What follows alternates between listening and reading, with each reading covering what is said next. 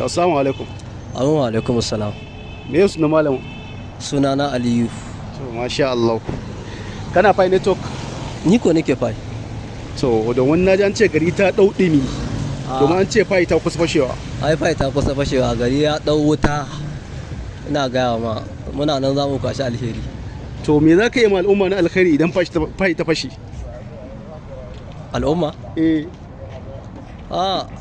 Ni ba wani abu da zan iya masa gaskiya. Domin ka san fa ana cikin wani ne a ƙasar nan. To ai babban yatsa su ta jawo masu. A kamar ya ban gane ba. Ai ba a wannan magana. Kai dai kawai ka baga irin abubuwan da zaka iya na alkhairi in Pi ta fashe.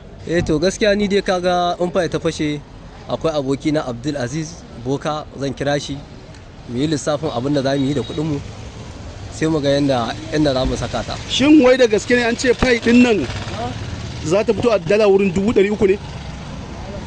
To wannan dai ba za ka iya yanke hukunci ba sai dai zuwa ranar in ya sauko tukuna, amma dai za a samu abin da ya kamata bakin gurgudu.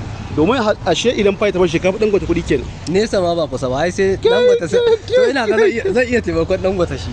Zan iya taimakon Dangote saboda mai kuɗi ne. Zan iya taimakon Dangote. To Allah ya sa mu dace. Amin ya Allah. Allah shi ke mana gaba, na gode.